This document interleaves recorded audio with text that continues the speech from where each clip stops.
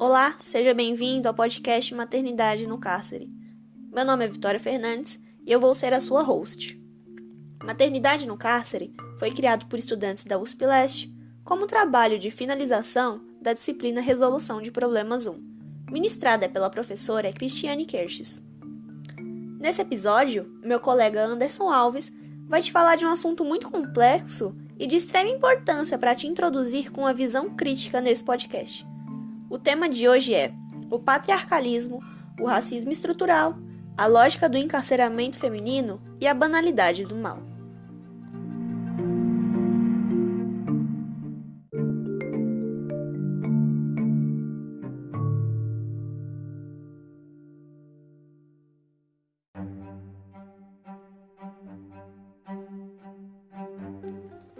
Olá, comunidade achiana e uspiana. Eu sou o Anderson, faço parte do grupo de RP do primeiro semestre de 2020, que tratará do tema maternidade no cárcere. Hoje falaremos sobre temas complexos e permeados de tabus, que bloqueiam um debate mais amplo, principalmente na grande mídia corporativa. Falaremos sobre sistema patriarcal, machismo, racismo estrutural, banalidade do mal e como tudo isso desemboca na lógica do encarceramento feminino. O sistema carcerário feminino é permeado pela lógica patriarcal e as causas que levam as mulheres a cometerem crimes também é reflexo de todo um sistema social complexo e estruturalmente machista e racista. É impossível tratar de forma ampla e precisa do assunto sem estabelecer paralelos com questões de raça, gênero e classe. O racismo e o machismo são instrumentos eficazes na manutenção do poder dos sujeitos historicamente privilegiados. Negras, jovens, mães e pobres.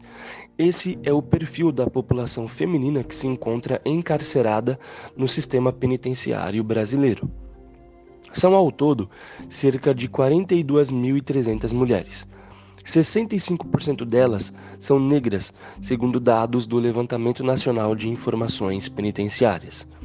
Os dados ficam ainda mais assustadores quando se constata que 45% dessas presas não passaram pelo devido processo legal, ou seja, aguardam por um julgamento, o que mostra uma completa ineficiência estrutural por parte do sistema judiciário.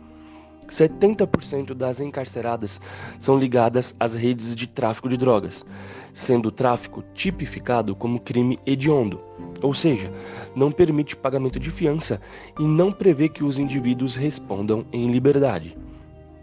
Mas o que causa esse encarceramento em massa das mulheres, sobretudo das negras? Para a filósofa marxista Angela Davis, as mulheres negras estão inseridas em um contexto de desigualdades básicas provocadas pelo racismo e pelo patriarcalismo, uma estrutura de poder centralizada no homem, que é a base da sociedade machista.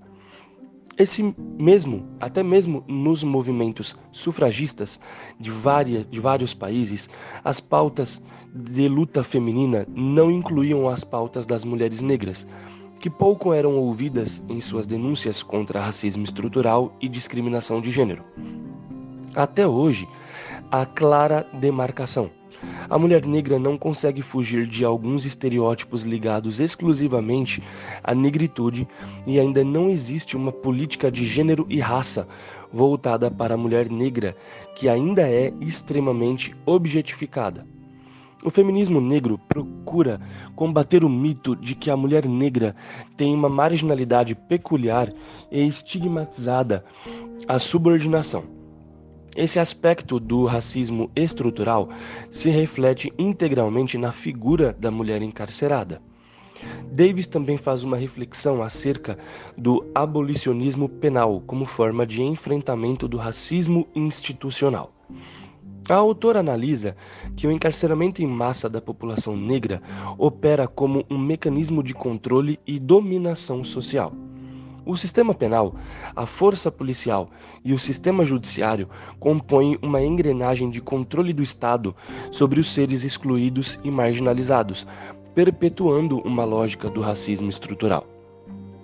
A falácia da guerra às drogas é um exemplo claro de contradições penais, criminalização de usuários e mecanismo de controle social.